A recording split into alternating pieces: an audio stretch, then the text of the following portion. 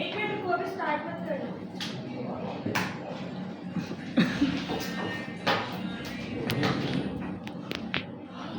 ठीक है, तो आपका वर्डप्रेस का लॉगिन हो गया। एक मिनट रुक जाओ। गाइड डिटेल अरे बताओ। एक मिनट रुक जाओ, मैं तो वीडियो तो बना लेने दो। अरे हम ठीक है बढ़िया। एक मिनट। तो अलग ही मेथड है यार ये। ध्यान से तो कुछ दिख नहीं रहा है। अरे एक मिनट रुक जाओ, बस एक मिनट रुक जाओ।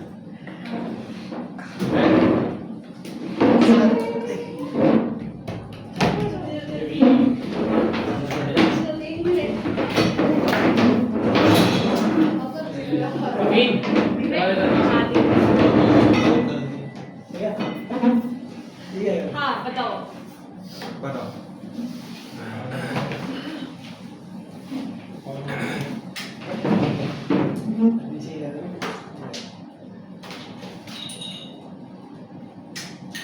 हो गया? जी सर। ठीक है, देखो आपको वर्डप्रेस में जब आप लॉगिन करोगे यहाँ पे आपको योस्ट एसईओ प्लगइन इंस्टॉल किया था, तो हाँ। आपके एसईओ में हेल्प करता है। ठीक है, इसके लिए सिंपली आपको क्या करना है, इधर लेफ्ट साइड में उसको हो जाएगा, जैसे वो इंस्टॉल और एक्टिव हो जाएगा। ठीक है ना, उसके बाद देखो, उसके बाद यहाँ पे आपको सबसे पहले सेटिंग्स में जाना है, इसके स्टेप्स लिख लेना। सेटिंग्स में जाना है योस्ट एसईओ के।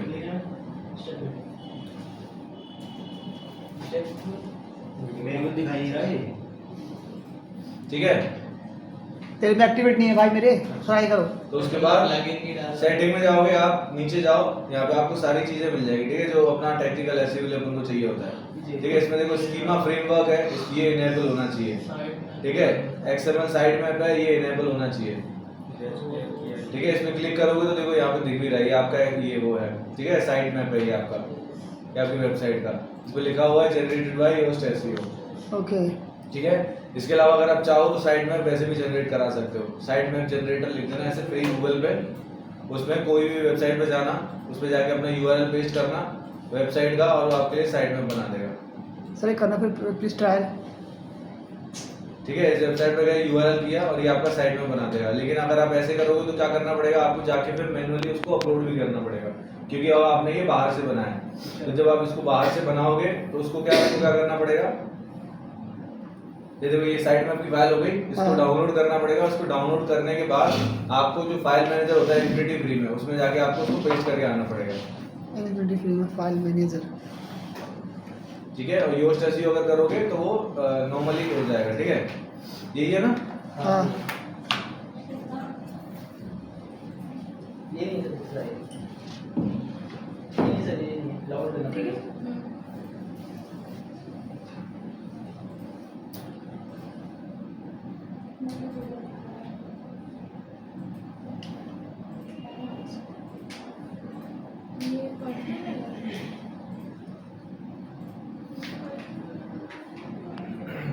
ठीक है, जैसे ही आपका इनफिनिटी फ्री लॉगिन किया होस्टिंग अकाउंट्स में, उसमें जाके यहाँ पे एक फाइल मैनेजर मिलता है, यहाँ पे आपको ये सब लिखा हुआ है और यहाँ से कंट्रोल पैनल का ऑप्शन है, वहीं पे फाइल मैनेजर मिल रहा है। ठीक है, तो फाइल मैनेजर में जाके यहाँ पे आपको वो चीज को पेस्ट करना पड़ेगा। अगर आपकी वेबसाइट कोड के थ्रू होती है तो भी आपको ये काम करना होगा, ठीक है। क्योंकि वहाँ पे कोई प्लगइन नहीं है जो आपकी हेल्प कर देगा। आप ऐसे ही किसी और वेबसाइट में जाके साइट मैप जनरेट कराते हो, इस वेबसाइट के लिए आपने साइट मैप जनरेट करा दिया, ये लिखा है डाउनलोड एक्सएमएल फाइल। ये फाइल को डाउनलोड करने के बाद आपको यहाँ पे htdocs में जाके पेस्ट करना पड़ेगा। ठीक है, ये htdocs खुल गया, इसके अंदर जाके आपको यहाँ पे पेस्ट कर सकते हो उस फाइल को, या फिर अपलोड कर दो। जैसे यहाँ से अपलोड में जाके यहाँ चूज फाइल करा और जो फाइल डाउनलोड हुई है उसको अपलोड करो। ठीक है, ये एक ऑप्शन है कहीं और से थर्ड पार्टी से जनरेट कराने का। दूसरा ऑप्शन है आप simply Yoast SEO plugin install करो, इसको बस इनेबल कर दो। जैसे आप इनेबल कर दोगे एक्सएमएल की साइट में फाइल बन जाएगी ऑटोमेटिक, और ये दिख रहा है जनरेटेड बाय योस्ट एसईओ, ये आपके एक्सएमएल की साइट में है। ठीक है, ये हो गया। अब इसके अलावा यहाँ पे एक ओपन ग्राफ डेटा है, इसको भी इनेबल करके रखना। ठीक है, और एक्सकार्ड डेटा, इन दोनों को इनेबल रखना। ठीक है, ओपन ग्राफ डेटा, एक्सकार्ड डेटा, इन दोनों को इनेबल हो, ये देख लेना। सर किस काम आता है? ये वही प्रीव्यू के लिए बताया था ना, आपको प्रीव्यू वगैरह दिखाता है जो, ये वो चीज है। ओके। ठीक है, तो ये टेक्निकल एसईओ का पार्ट होते हैं, इन दोनों को इनेबल करना है। अगर ऑफ हो तो ये, उसके अलावा एक्सएमएल साइट में और स्कीमा फ्रेमवर्क, इन दोनों को इनेबल करना है। ठीक है ठीक है। ठीक है, ये आपकी योस्ट एसईओ हेल्प कर देगा ये काम करने में। और मैनुअली करोगे तो फिर आपको ज्यादा मेहनत करनी पड़ेगी। जी। ठीक है, उसके बाद गए आप टूल्स में, है ना, योस्ट एसईओ के टूल्स में, ये सेटिंग में मिले थे। हाँ उसके बाद योस्ट एसईओ के टूल्स वाले फीचर में जाओ, टूल्स में जाओगे तो यहाँ पे आपको फाइल एडिटर का ऑप्शन मिल रहा है, Yoast SEO, then tools, then file editor. ठीक है, फाइल एडिटर में आ गए तो यहाँ पे लिखा आ रहा है robot.txt file, you don't have any robot.txt file, click here to create one. ठीक है, तो इसमें क्लिक robot.txt फाइल, इस पे क्लिक करना बस आपको, ये ऑटोमेटिक टेक्स्ट की फाइल बना देगा, रोबोट फाइल। ओके जैसे आपने क्रिएट करा, ये रोबोट वाली फाइल बन गई। ठीक है, ये आपकी रोबोट की फाइल होती है जो Okay. आपको बताया था मैंने बना के। ठीक है, हाँ। इसमें स्टार्ट देखो, यहाँ पे इसका एक फॉर्मेट होता है, इसको एज इट इज रखना होता है फॉर्मेट को, इसको चेंज नहीं करना होता। ठीक है, ये रोबोट्स फाइल बोलते हैं इसको। यहाँ पे जाओ, देखो यहाँ पे लिखा आ रहा है कि योस्ट एसईओ ने बनाया, तो ये वो लिखा गया। इसके बाद देखो यूजर, एजेंट और स्टार बना हुआ है। ठीक है, ये ऊपर वाला मैटर नहीं करता, यहाँ से जो लिखा हुआ है, ये कमेंट लगा हुआ है, कमेंट के बाद जो लिखा होता है वो कोड में मैटर नहीं करता। तो यहाँ से ये मैटर करेगा, यूजर डैश एजेंट स्लैश, ये कॉलर लगा के स्टार लिखा हुआ है, तो यहाँ से वो समझेगा कि ये इंस्ट्रक्शन मेरे लिए, जब रोबोट या क्रॉलर या बोट आपकी वेबसाइट पे आएगा। ठीक है, तो उसको दिख गया कि स्टार है तो ये मेरे लिए इंस्ट्रक्शन है। डिसअलाउ में कुछ लिखना चाहो तो लिख सकते हो। ठीक है, अदरवाइज नीचे फिर लास्ट में जाके आपके साइट मैप का इंडेक्स हो जाएगा, लिंक लगा हुआ है। ठीक है, साइट मैप ओपन करने का, देखो ये साइट मैप इसका लिंक ही है, ये साइट मैप का मैंने लिंक लगा दिया, पहले साइट मैप जनरेट हुआ उसका लिंक यहाँ लगा दिया। यूजर आएगा, देखेगा जो क्रॉलर है, यहाँ पे स्टार लगा हुआ उसके लिए इंस्ट्रक्शन है। इसके बाद यहाँ पे कुछ आपको लगाना है तो यहाँ स्लैश लगा के लगा सकते हो, जैसे WP एडमिन हम नहीं चाहते ये इसको क्रॉल करे, इंडेक्स करे। ठीक है, तो अपने ये ऐसे लिख दिया, पूरा डोमेन लिखने की जरूरत नहीं है क्योंकि डोमेन ये अपनी वेबसाइट चल ही रही है, यहाँ तक तो ये है ही, एक वेबसाइट के अंदर है ना ये, तो यहाँ तक तो ये है ही, इसको कुछ करने की जरूरत ही नहीं आपको। इसके बाद क्या है वो लगाना, तो अपन चाहते हैं इसके बाद WP एडमिन वाला पेज है उसको इंडेक्स ना करे, उसको क्रॉल ना करे, तो अपन उसको लिख देंगे। ठीक है, अलाउ लिखने की जरूरत नहीं होती। अलाउ कब लिखने की जरूरत है, जब आपने जैसे WP एडमिन को तो कर दिया आपने वो, लेकिन वहाँ चाहिए आपको। ठीक है, डिसअलाउ। अब आपको क्या करना पड़ेगा, अगर इसके अंदर कोई और पेज है उसको अलाउ करना चाहते हो तो आपको फिर ऐसे लिखना पड़ेगा। ठीक है, WP एडमिन ये डिसअलाउ वाला है, इसके बाद यहाँ पे XYZ जो भी है ये है, आप चाहते हो कि वो XYZ को पढ़ ले लेकिन WP एडमिन को ना पढ़े, तो फिर आपको अलाउ लिखना पड़ेगा। अगर नहीं लिखोगे तो सबको अलाउ मानेगा जो डिसअलाउ में नहीं है। समझ गए? ये अलाउ क्यों लिखा, क्योंकि ये ऊपर वाला पेरेंट वाला जो कैटेगरी है वो अपन ने कर दी डिसअलाउ, अपन चाहते हैं ये पेरेंट के अंदर जो है इसको पढ़े हो, तो फिर अपन को अलाउ में लिखना पड़ेगा। जैसे मान लो जैसे कल कैटेगरी बताया था पिछली बार, तो जैसे मान लो आपका डोमेन स्लैश कैटेगरी, कैटेगरी में लिखा है डिजिटल मार्केटिंग, उसके बाद जो 10 ब्लॉग लिखे हुए हैं तो आपने डिजिटल में लिख दिया डिजिटल मार्केटिंग, तो डिजिटल मार्केटिंग में 10 ब्लॉग थे वो एक भी नहीं पढ़ेगा। लेकिन आप चाहते हो कि डिजिटल मार्केटिंग कैटेगरी अंदर एक पढ़ ले, पर्टिकुलर कोई पढ़े, फिर एक को फिर अलाउ में अलग से डालना पड़ेगा, लिखा लिखा हुआ लिंक लगाना पड़ेगा, ऐसे जो मैंने लिखा है ऐसे लगाना पड़ेगा। तो लिंक भी तो लगाना पड़ेगा साथ में, तो ये लिंक ही तो है, ये लिंक ही तो ठीक है। है। हाँ हाँ, ये डोमेन तो आपका है नहीं यहाँ तक, ये लिखने की जरूरत नहीं है, तो आपका है ही। तो उसमें- स्लैश के बाद ये डोमेन है, इसके अंदर सारी चीजें हो रही है, हाँ। तो पूरा लिखने की जरूरत नहीं है कि पूरा लिखोगे हर बार। एक डोमेन के अंदर चल रहा है तो अपन को जो स्लैश के बाद आएगा वो लिखना पड़ेगा, स्लैश WP एडमिन, ये लिखना पड़ेगा बस। ठीक है, स्लैश के आगे का तो कॉमन ही है पूरी वेबसाइट में, तो WP एडमिन लिख दिया। ऐसे डिजिटल मार्केटिंग उसके अंदर एक ब्लॉग चाहते पढ़े 9 ना पढ़े, तो फिर आपको मेन में लिखना पड़ेगा क्योंकि आपने पेरेंट कैटेगरी को डिसअलाउ कर दिया, तो उसके अंदर जितना डेटा सब डिसअलाउ हो गया। अलाउ करना है तो पेरेंट कैटेगरी के साथ एक अलाउ में लिखना पड़ेगा, और नहीं लिखना है जैसे मान लो इसके अंदर कुछ भी नहीं है तो उनको अलाउ लिखना है, तो बस इसको एज इट इज छोड़ दो, जरूरत नहीं है, सबको अलाउ मानेगा। तो मुझे सब कुछ पढ़ना है, इसको छोड़ के मना करने के लिए लिखा हुआ। ठीक है, तो ये क्या हुआ आपका, ये एक इंस्ट्रक्शन हो गया रोबोट के लिए। तो पहले उसने देखा यहाँ से स्टार कि ये मेरे लिए इंस्ट्रक्शन है, फिर उसने देख लिया मुझे क्या क्या नहीं पढ़ना है, उसके बाद सारा लिंक उसको यहाँ से मिल जाएगा, ये URL हो गया साइट मैप का, तो URL पे साइट मैप पे जाएगा, सारा कुछ स्क्रॉल कर ले, खत्म हो जाएगा। बस इतना सा करना है, इसको करके सेव चेंजेस कर दो। ठीक है, और सिंपल नोटपैड की फाइल होती है। अगर ये यहाँ पे योस्ट एसईओ जो नहीं बन रहा है, कोड वोड की जो वेबसाइट बनाई है, तो सिंपल आपके जो कंप्यूटर नोटपैड होता है उस पर ये फाइल बनेगी। ठीक है, ये नोटपैड हो गया, इसके अंदर ये फाइल मिलेगी, ये जो फाइल है ना टेक्स्ट फाइल लिखा हुआ है, टेक्स्ट फाइल, इसके अंदर तुमको ये सब लिखना पड़ेगा जो लिखा हुआ है, अच्छा कोडिंग ऐसे प्रॉपर तरीके से ऐसे करके ठीक है। ये ऐसे लिखना पड़ेगा। सेम जैसे लिखा हुआ पूरा। हाँ, ये ऊपर वाला तो आपका योस्ट एसईओ का है ना, उसकी जरूरत नहीं है, ऐसे लिखना पड़ेगा उनको, स्पेसिंग वगैरह बिल्कुल प्रॉपर तरीके से, अलाउ डिसअलाउ सब करके इस फाइल को सेव करना पड़ेगा, और सेव फिर htdocs वाले फोल्डर में जाके सेव करके आना पड़ेगा, जैसे अभी किया था। यहाँ पे साइड में फाइल डाली थी, वही डालना पड़ेगा इसको। ठीक है, लेकिन योस्ट एसईओ कर रहा है तो वो अपनी हेल्प कर रहा है और इजी बना रहा है। ये देखो ये जो लगा हुआ है ना हैशटैग का कोड की लैंग्वेज में मतलब होता है कि कमेंट है, उसको पढ़ना नहीं होता, बस वो इंस्ट्रक्शन के तौर पे लिखा हुआ है। ठीक है, जैसे मान लो कोड है पूरी वेबसाइट का, फिर अब मुझे तुम्हें उसी के अंदर कुछ लिखना है कि भाई इस कोड को ऐसे ऐसे काम करना है, तो मैं क्या करूँगा हैशटैग करके लिख दूंगा, तो वो सारा जो पार्ट है वो कोड में नहीं मैटर नहीं करता, वो कमेंट के तौर पे हो गया। ठीक है, जैसे गूगल सीट में, गूगल डॉक में कमेंट डालते हैं ना, हाँ। तो वो डॉक में होता नहीं है, बस कमेंट होता है, इस पर्सन के लिए इंस्ट्रक्शन होता है ऐसे, तो कोड में हैशटैग लगा के वो काउंट नहीं होगा। तो इसने क्या है, अपना नाम लिख दिया है कि पता चल जाए किसी को भी कि ये उस स्टेशन ने बनाया, बाकी ये मतलब नहीं करता ये चीज हैशटैग क्या की चीज है, यहाँ से याद रखिए बस आपकी रोबोट फाइल, ठीक है जी। तो आपको ऐसी मैनुअली बनानी पड़ेगी, कोड की वेबसाइट है तो अपन क्या अगर अपन ने तो वर्डप्रेस यूज करा, वर्डप्रेस यूज करने का फायदा ये है कि प्लगइन मिल जाता है, अच्छा। तो प्लगइन मिला ये ऐसे हेल्प कर देगा, ठीक है, अभी रोबोट फाइल आपकी बन गई, ठीक है सर। ठीक है, जी। इसका जो यूआरएल भी शायद ऐसे ही कुछ होगा।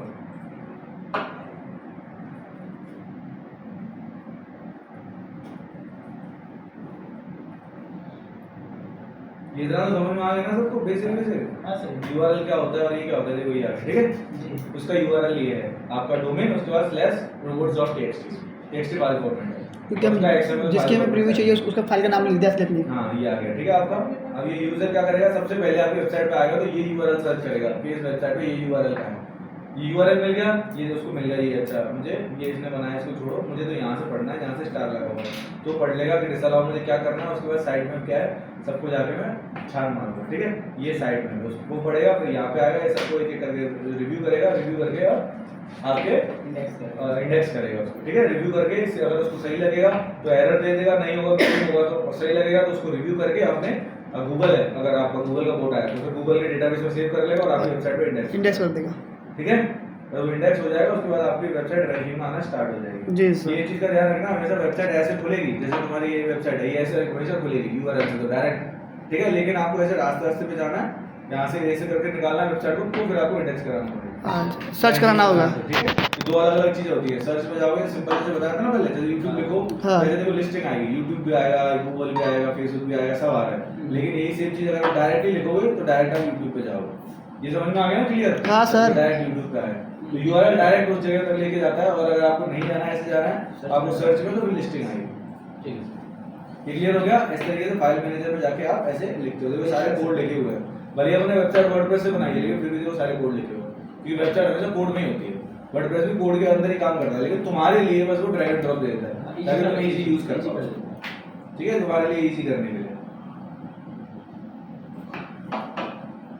ठीक है, ये आपकी वेबसाइट है, और इसमें देखो आपको देखना तो देख सकते हो, ठीक है, व्यू पेज सोर्सेज, ये देखो ये वेबसाइट एक्चुअल में ऐसी है, कोडिंग, ठीक है, ये है तुम्हारी वेबसाइट। अब ये वेबसाइट जो पोर्टल लिखेगा वो ऐसे लिखेगा, लेकिन अब ये तुमको समझ नहीं आएगी, यूजर को समझ नहीं आएगी जो पढ़ने वाला, तो उसके लिए ये ब्राउजर क्या करता है, ब्राउजर आपकी वेबसाइट को ग्राफिकली रिप्रेजेंट करता है, ऐसे दिखाता है, क्योंकि यूजर के लिए ऐसे दिखनी चाहिए, समझ गए? तो एक्चुअल वेबसाइट ऐसे ही होती है, ऐसे। इसको आप क्या करते हो, राइट क्लिक करके व्यू पेज सोर्स, तो ये कोड खुल जाएंगे, इंस्पेक्ट करोगे तो इंस्पेक्ट में साइड में कोड खुल जाएंगे, सेक्शन वाइज, बोला था ना सेक्शन में, हाँ सर, तो सेक्शन वाइज आप यहाँ से देख सकते हो, ठीक है, कौन से उसमें कौन सा कोड लगा हुआ है, सारा स्टाइल दे रखा है, ठीक है। तो देखो सोर्सेज में जाओ, देखो सारी चीजें लिखी हुई है, प्रीवियंट वाला वेबसाइट है, वर्डप्रेस से बनी है, इसके अंदर ये प्लगइन है, ये थीम लगी हुई है, ये अपलोड हो रखा है, ये क्या क्या इसके अंदर फाइल्स जेएस जावास्क्रिप्ट सीएसएस सब आ रहा है, और इंडेक्स जो होम पेज वाला फाइल है वो यहाँ पर समझ गए, ऐसे सोर्स में जाके भी देख सकते हो, ठीक है। ये आपके दोनों तीनों चीजें आपके क्रिएट हो गई, ठीक है।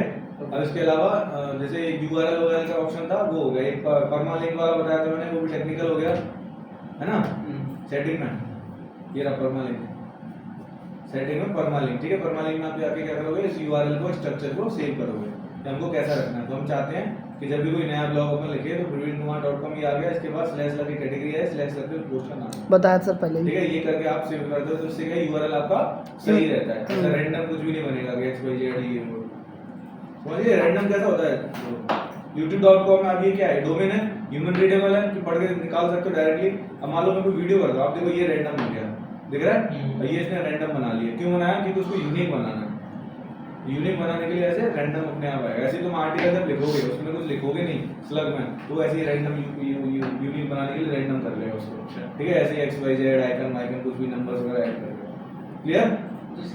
जिसे स्लग लिखते हैं स्लग में आपका क्या जाता है, कीवर्ड जाता है, जो मेन टाइटल है हेडलाइन है वही कीवर्ड आपके स्लग में जाता है, ठीक है, ये सारी चीजें हो गई, देखो नोट्स दे दो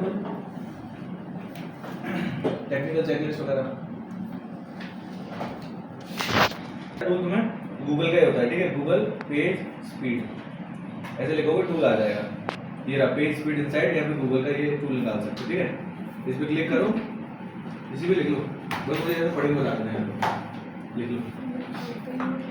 ठीक है, ये पेज में जाके यहाँ पे आप अपने वेबसाइट का डोमेन पेस्ट करो और यहाँ पे आपको बता देगा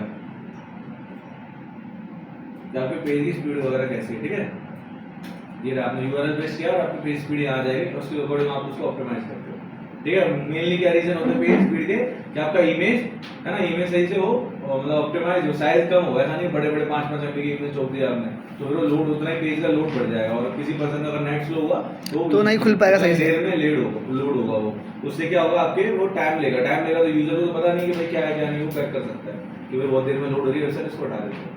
ठीक है, उसके अलावा पोस्ट ये सब बताया था, पोस्ट कर दिया आपने? जी सर।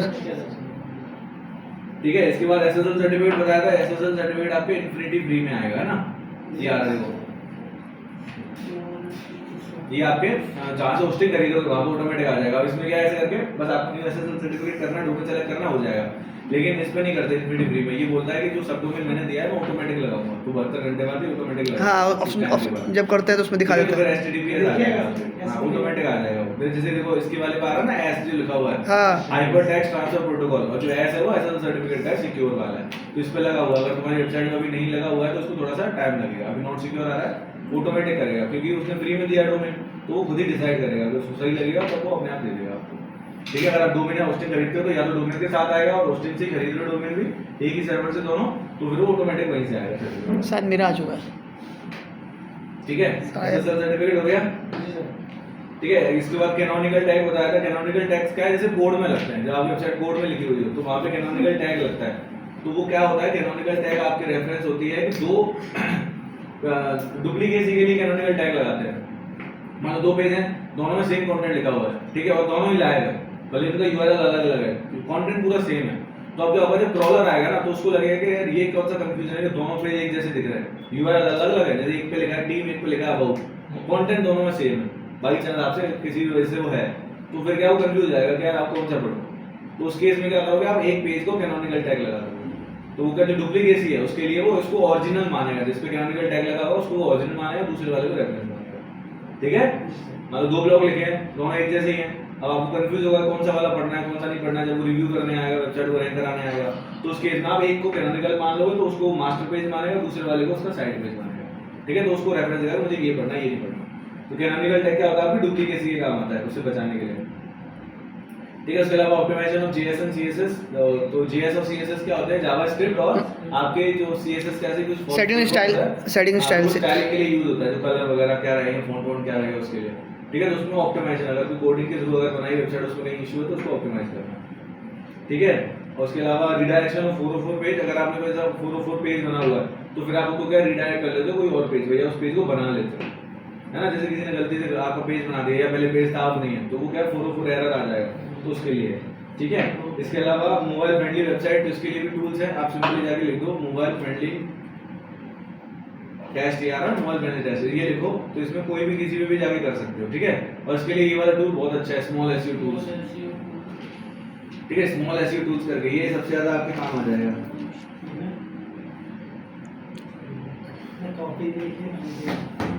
ठीक है, ये क्या करेगा, ऑलमोस्ट सारे फीचर दे देता है आपके एसईओ से रिलेटेड। देखो इसमें ये आ रहा है मोबाइल फ्रेंडली टेस्ट,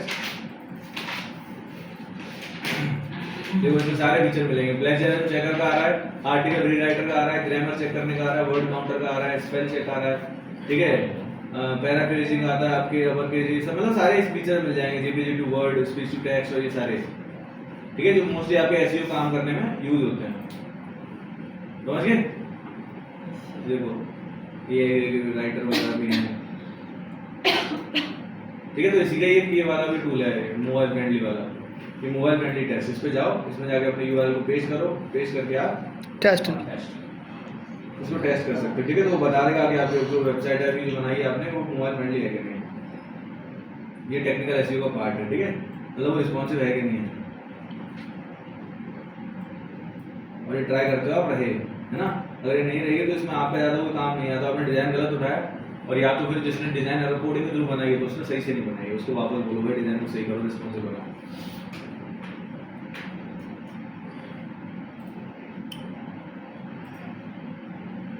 बड़ा स्लो नेट चल रहा है सर। ये कौन सा ऐड है, डिस्प्ले ऐड, सीखेंगे। ठीक है, अभी देखो पेज की स्पीड है अपना 70% तक ठीक है, ठीक है, उसके बाद आपको थोड़ा सा और सही करना पड़ेगा। ये आ गया, ये मोबाइल फ्रेंडली वाला है ना, तो आपकी जो वेबसाइट है वो 70% मोबाइल फ्रेंडली है। थोड़ा थोड़ा कुछ चीज़ों को आपको और चेंज करना पड़ेगा, देखना पड़ेगा, हो सकता है आपने कुछ डिजाइन या स्पेसिंग वगैरह जो लगाई थी ना, उसकी भी डिजाइन खराब हो जाती है, तो वो आपको चेंज करना पड़ेगा। ठीक है, ओपन ग्राफ टैग जो भी अपने इनेबल किया था है ना प्रीव्यू वगैरह के लिए, और वेबसाइट का स्ट्रक्चर, ये तो ऑटोमेटिकली जो साइट में वो बनेगा तो ऑटोमेटिकली आपके वेबसाइट का स्ट्रक्चर वो देखेगा पूरा। ठीक है, इसके अलावा ऑन पेज में जो आर्टिकल लिखते हो इसमें है वो आर्टिकल कहाँ लिखा है सर? ऑन पेज के ज्यादातर काम जो है वो आपके उसी में हो जाएंगे, जो मैंने चैट जीपीटी को प्रॉम्प्ट दिया था ना उसी से हो जाएंगे। या अगर आप क्या कर सकते हो, ये चेकलिस्ट को उठा के उस पर डाल भी सकते हो, ये सारा करके देना। जब वो आर्टिकल लिख रहा है तो ये सारा करके देना। जब आप कंटेंट राइटर से लिखवाते हो तब आपको उसको ये इंस्ट्रक्शन देना पड़ता है, उसका काम सिर्फ लिखना है। कीवर्ड के थ्रू कैसे लिखना है वो आप समझाओगे उसको कि भाई ऐसे लिखना ताकि कीवर्ड के थ्रू अच्छा रहेगा। तो कंटेंट राइटर लोगों के लिए आर्टिकल लिख सकता है, लेकिन उसको एक्चुअल में जो आपका ऑन पेज होता है उसके लिए कैसे लिखना है, उसके लिए आपको उसको गाइड करना पड़ेगा, है ना। वही कीवर्ड के जरिए पर्सन वीडियो बना रहा है तो वो नॉर्मल वीडियो बना सकता है कि भाई उसके हिसाब से कैसे बनाओगे, लोगों को समझ में आए। ऐसे आर्टिकल लिख रहा है तो वो ऐसा आर्टिकल लिख देगा तो लोगों को अच्छा लगे, लेकिन कीवर्ड भी तो होने चाहिए ना उसमें। अगर रैंक कराना है तो एसईओ के लिए, तो फिर वो आप बता दो उसको कि भाई जैसे इसमें लिखा है ना कि हेडर टेक्स्ट है, तो मतलब हेडर में आप कीवर्ड को यूज करना, ठीक है। टाइटल टैग, टाइटल में आप कीवर्ड को यूज करना, मेटा डिस्क्रिप्शन में कीवर्ड को यूज करना, यूआरएल ऑप्टिमाइजेशन मतलब स्लग में आपको कीवर्ड को, ये तो आप अपलोड करोगे जब कर सकते हो, ठीक है। उसके अलावा इंटरनल लिंकिंग, एक्सटर्नल लिंकिंग आप कर सकते हो कि आपने दूसरे ब्लॉग का लिंक लगा दिया और एक जैसे बाहर किसी वेबसाइट का लिंक लगा दिया, ठीक है। ग्रामर चेक वो कर सकता है, उसको बोलो ग्रामर चेक करे। प्लेजियरिज्म आएगा नहीं अगर उसने खुद से लिखा है आर्टिकल, तो अगर कहीं और से आपने कॉपी पेस्ट किया है तो फिर प्लेजियरिज्म चेक कर सकते हो। कैसे कर सकते हो, ये स्मॉल एसईओ टूल वाला, ये है स्मॉल एसईओ टूल, इस पर जाओगे smallseotools.com, इस पे जाओगे तो पहले ऑप्शन है प्लेजियरिज्म चेक, इससे जाके आप चेक कर सकते हो कि डेटा कहीं से कॉपी तो नहीं आ रहा। कॉपी आएगा तो बता देगा कि तुमने इतना बड़ा आर्टिकल लिखा है, ये वाला पार्ट कहीं से कॉपी है, तो ना रेड हो जाएगा। अच्छा, तो उसको आप रिप्लेस कर सकते हो, तो चेंज कर सकते हो वर्ड्स को, या फिर उसको बदल सकते हो, हटा सकते हो, ठीक है। और कीवर्ड डेंसिटी होती है कि आप कीवर्ड तो यूज करो लेकिन बहुत ज्यादा भी मत करो। डेंसिटी मतलब कितना वो है ना। डेंसिटी का मतलब क्या होता है, क्या बोलते हैं डेंसिटी हिंदी में? सर गहरा तो डीप हो, अंदर तो पता डीप होता है, लेकिन सर जैसे सर बोल रहे हैं वैसे हिसाब से बता रहा हूँ गहरा।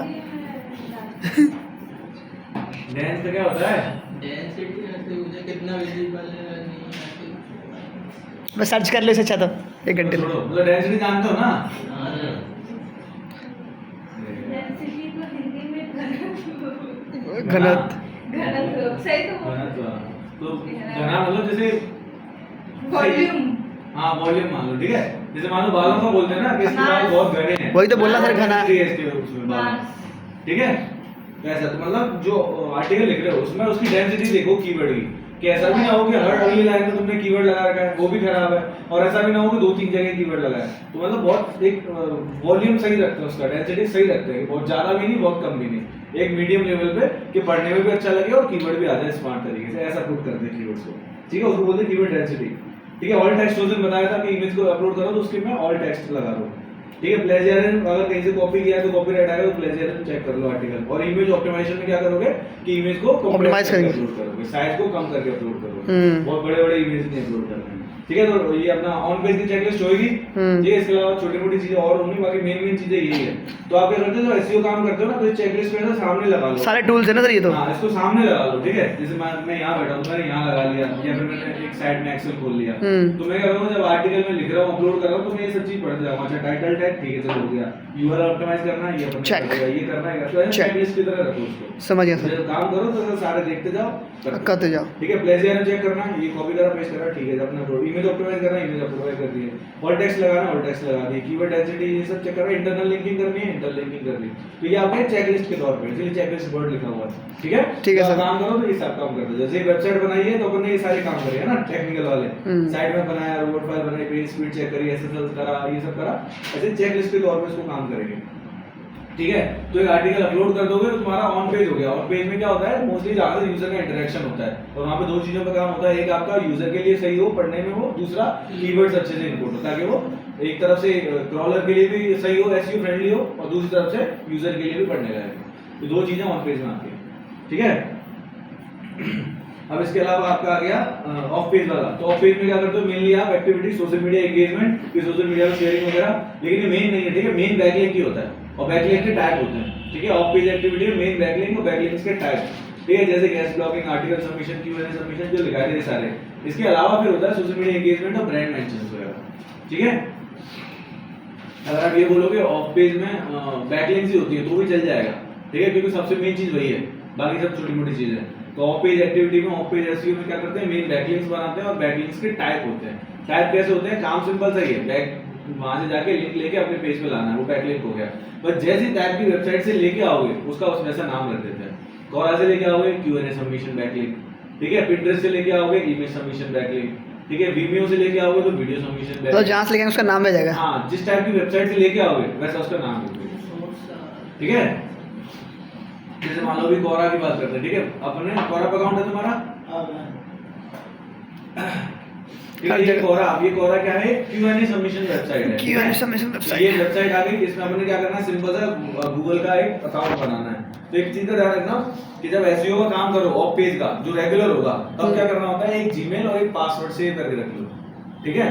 क्योंकि अब देखो रोज रोज नई नई जगह पे जाके ऐड बनाओगे, ये अकाउंट क्रिएट करोगे और हर बार तुमने नया अगर पासवर्ड रख दिया तो बहुत दिक्कत आएगी, है ना। तो क्या करोगे, एक एक्सेल फाइल बनाओ और इस एक्सेल फाइल में एक जीमेल कर दो फिक्स, किसी जीमेल से अकाउंट बनाए, चाहे तो अलग बना लो, है ना। कि जैसे मान लो किवाड़ है तो ऐसे जीमेल बना लो SEO@gmail.com, कि ये वाला जीमेल किसके लिए यूज होगा, एसईओ का काम करने के लिए।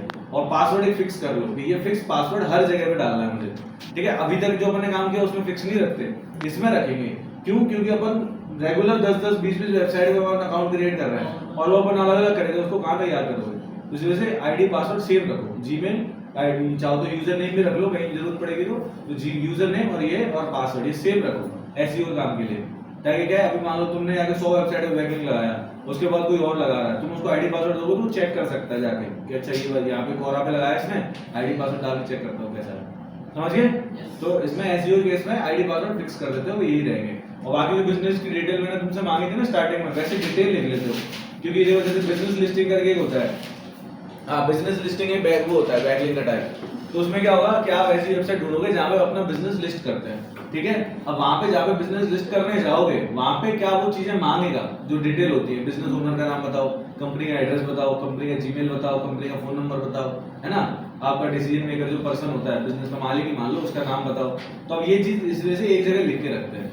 तो ये सारी चीजें एक जगह लिख के रख ली और एक जीमेल और एक पासवर्ड लिख के रख लिया, बस। जहाँ भी जाओगे सेम डिटेल जानी चाहिए हर जगह, ताकि कोई भी कंफ्यूजन पासवर्ड और लिखने की जरूरत ना पड़े, ठीक है जी सर। क्योंकि वहाँ पे ऐसा कुछ है नहीं कि अपना पासवर्ड कोई लीक कर लेगा तो कुछ हो जाएगा, इसमें ऐसा कोई यूनिक बनाने की जरूरत नहीं, बस कॉपी पेस्ट करो सब जगह सेम चल जाएगा, ठीक है। तो इस तरीके से कोरा पे अकाउंट बनाया। अब इसमें जाके मान लो प्रवीण ने आर्टिकल लिखा है किसी चीज पे, जैसे डिजिटल मार्केटिंग पे आर्टिकल लिखा है प्रवीण ने, ठीक है, डिजिटल मार्केटिंग, इस पे आर्टिकल लिखा है। तो इस पे आप क्लिक करो और इसमें ढूंढोगे कौन कौन से आपके टॉपिक्स है या क्वेश्चंस है, यहाँ से क्वेश्चन निकालो, कोई याद कर रहा सर, ठीक है। क्वेश्चन आगे साइड में। अब यहाँ से आप देखो what exactly is digital marketing, ठीक है, how do I learn digital marketing, how do I start my career in digital marketing. तो ये सारे क्वेश्चंस हैं, तो आपको क्या करना है, इसका किसी का आंसर करना है, ठीक है। जैसे मान लो ये करते हैं what exactly is digital marketing, तो इसने आपने इस पे क्लिक करा, ठीक है, और इस पे आंसर कर दिया। आंसर करा तो इसमें किसी ने क्वेश्चन पूछा है किसी एक पर्सन ने, आप इस पे आंसर करते हो। ये प्लेटफॉर्म यही करता है, क्वेश्चन आंसर आंसर करता है, कोई क्वेश्चन करता है, बाकी लोग आंसर देते हैं। तो आपको आंसर करना है। तो आंसर क्या करना है आपको, जैसे मान लो आपने कोई ब्लॉग लिखा था तो उस ब्लॉग का थोड़ा सा पार्ट यहाँ पे लिख देना है कि this is the tutorial of ऐसे करके ऑफ योर, ठीक है, of your question what is digital marketing, ठीक है। अब इसमें दो तरीके के लिंक लगाने हैं, एक तो आप सिंपली लिख दो कि रीड दिस आर्टिकल, ठीक है, ऐसे करके डैश लगा के आपने लिंक लगा दिया,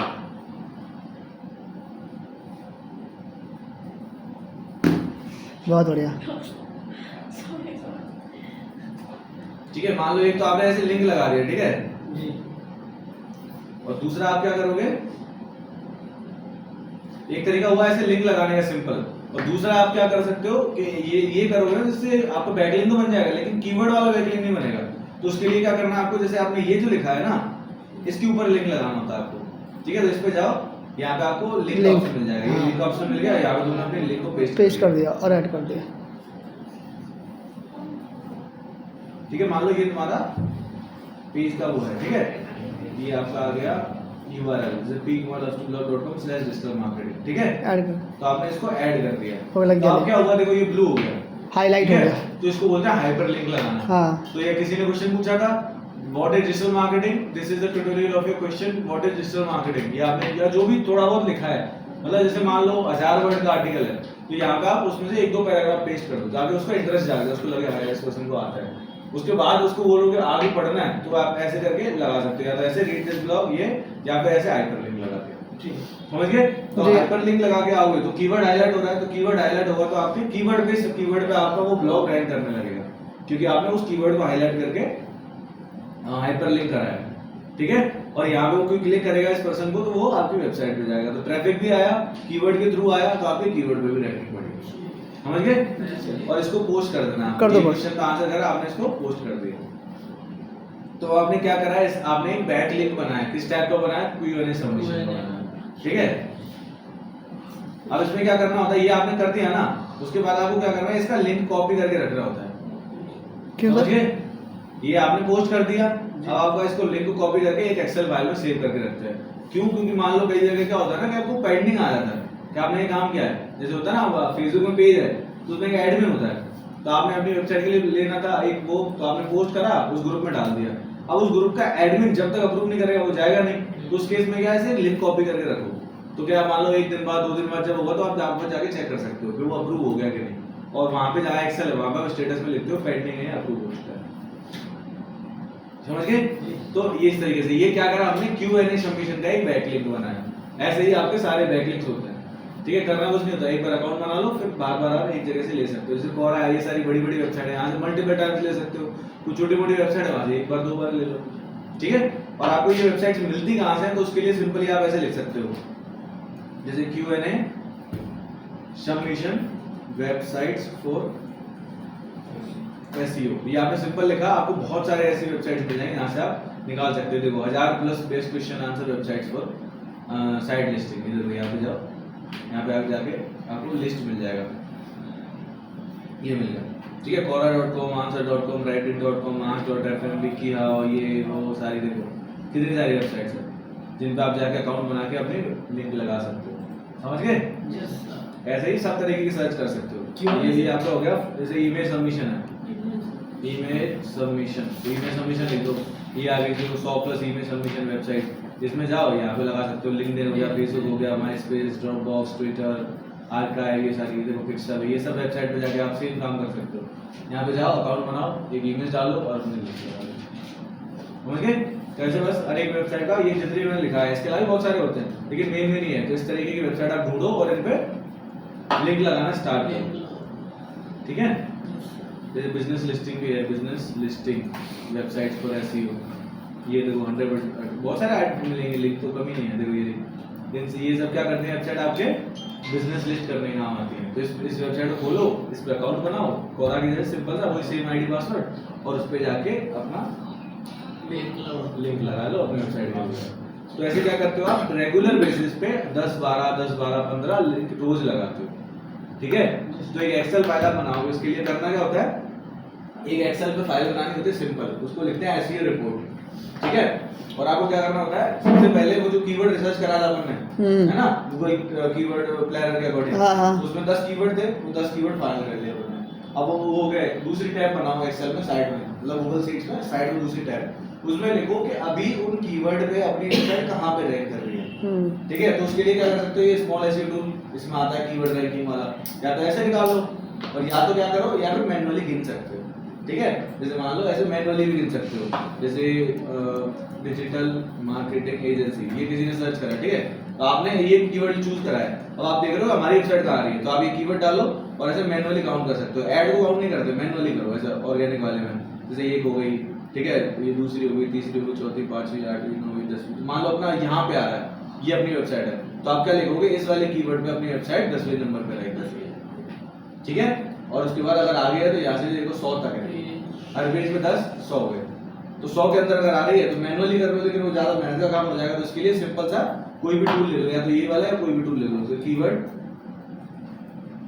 रैंकिंग चेकर, ठीक है। इस पे जाओ, ये देखो href का स्मॉल एसईओ टूल का भी है जो भी बताया था, इस पे जाओ, इसमें आपका कीवर्ड ये यूआरएल डाल दो और इसमें अपना इंडिया सेलेक्ट कर दो और कीवर्ड यहाँ पे पुट दे दो, ठीक है।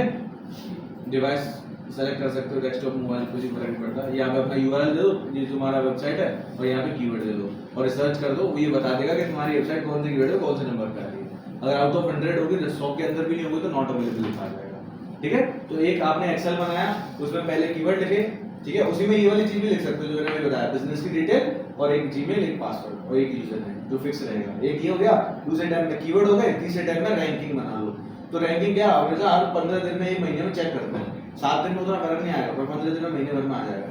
तो वहां पे ऊपर डेट लिख दो, आज की तारीख लिख दो कि हमने 28 मार्च को चेक कराया, ये चेक कराया, इस वाली कीवर्ड हमारी वेबसाइट इस नंबर पे, इस पे नंबर पे, ठीक है। फिर 15 दिन बाद दोबारा, 15 दिन बाद मान लो 15 अप्रैल को हमने चेक कराया, तो 15 अप्रैल में हमारी रैंकिंग हर एक कीवर्ड पे कौन से नंबर पे थी, तो ये चलता रहता है 15 दिन का। फिर एक और टैब बना, उसमें रहती है एसईओ की रिपोर्ट कि आज के जैसे 28 तारीख को हमने कोरा पे जाके ये keyword digital marketing, what is digital marketing, इस कीवर्ड के लिए एक लिंक लगाया, और वो लिंक कहाँ है, वो तुमने अभी कॉपी किया था, पोस्ट होने के बाद उसमें पेस्ट कर दो और स्टेटस लिख दो लाइव या पेंडिंग, समझ गए। बड़ी इतना आसान रहता है एसईओ रिपोर्ट। उसमें डेली 10 लिंक बना रहे हो तो 10 लिंक बनाओ और लिख दो, और चाहो तो डीएपी जो कल बताया ना डोमेन अथॉरिटी, वो भी कर सकते हो, वो तो वैसे ही आ जाएगा, ये जो लिस्ट आई है ना इसमें आ जाएगा डीएपी। तो लिख दो कि पहला बैकलिंक quora.com DA98 जो भी आ जाएगा वो तो 98, उसके बाद कौन सा keyword, what is digital marketing, उसके बाद लिंक आफ्टर अपलोडिंग और स्टेटस लाइव। और चाहो तो ये अगर टैब लिखना है तो टैब भी लिख सकते हो, Q&A सबमिशन एक्सेल पर, एक्सेल ठीक है। दूसरा फेसबुक पे बनाया, कौन सा बनाया है, व्हाट इज डिजिटल मार्केटिंग, कौन सा, facebook.com पे DA98 हो गया, उसके बाद उसका लिंक अपलोड होने के बाद, पोस्ट होने के बाद उसका लिंक आ गया, कीवर्ड कौन सा था, व्हाट इज डिजिटल मार्केटिंग और स्टेटस लाइव, और लास्ट में कौन सी तरीका है, ये ईमेल सबमिशन का।